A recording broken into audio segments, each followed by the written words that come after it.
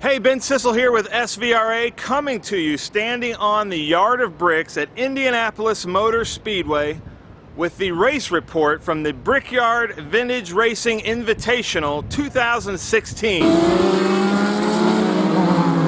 Just to be at Indy is a dream come true. This place is haunted with history, and we feel it is our responsibility to celebrate that history. So let me show you some of the over 350 cars we had racing with us this weekend.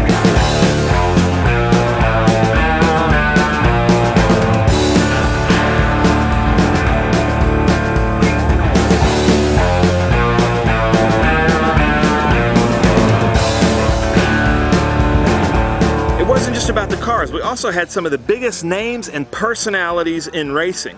And they joined us Friday night to compete at Sarah Fisher's go-kart track across the street from IMS. And this was your chance to beat a pro racer, or in some cases, have a pro put you in the wall with a serious case of whiplash. So Robbie, as an uncer, will you find out Johnny's time and just think, I have to beat that?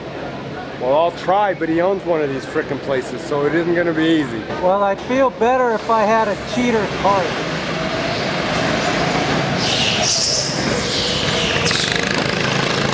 Johnny Unser takes the lead. And then we went over to AJ Foyt's wine cellar for the award ceremony.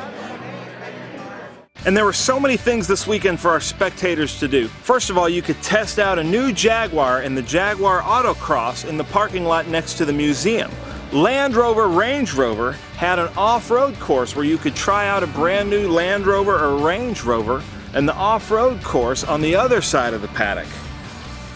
Haggerty hosted a show and shine with a field full of beautiful, noteworthy cars. It was the third year of this event, and it was easy to see that IMS has fully embraced the Brickyard Racing Invitational. The Speedway is so much about its history and its tradition, and that really comes out during the Indy 500, but this is where it really comes out in the sense that we get all these drivers who we got a chance to see run that don't run in May but get to run here. And like I was talking to Roberto and Davey, for example, they didn't come back for the 100th running even, because there's still that race driver competitiveness in them, and it's this pro-am that makes them want to come back. So it's fun to see these guys that at some level, I mean, Roberto was a hero to me, so it's kind of cool to see them all, and it's a great event. The Indy Legends Pro-Am was one of the best races I have seen. Now let me explain this. Former race car drivers that qualified for the Indy 500 were paired up with amateur owner drivers of American muscle cars. Hi, I'm Gary Moore. My third year in the Pro-Am at SVRA, and I got paired up this year with a fellow Canuck, Paul Tracy. I'm really excited about it.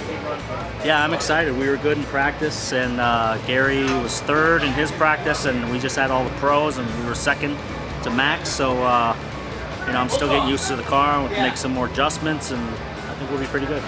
It actually came down to the last few turns for a battle of the podium in both classes. Paul Tracy and Gary Moore won in the small bore class, and Robbie Unser and Andre Arle won in the big bore. Then Saturday night we had a great party and concert. Jeremiah was a bullfrog. The concert from Three Dog Night was absolutely outstanding. Motostalgia did a car auction and auctioned off some fabulous cars. And then of course Tony wrapped up Saturday night with fireworks. And then Sunday we had some great races, and it didn't matter which direction the cars were going, whether they were racing the oval or the road course. Great racing was had on Sunday, and it was so cool. We had some huge fields of open wheel cars, and it was really cool to see the open wheel cars at Indy. You know, Indy means something different than our other tracks in vintage racing. I am so proud of that man. It's really neat to see how much it means for somebody to win or to finish a race at Indy, and everybody has their own little style of celebrating, but it's been really neat to see how much it means for somebody just to cross the bricks at Indy in their vintage race car. I love that. Look at that. What a great... The sun is going down on Indianapolis Motor Speedway. We're sad. It was an amazing event.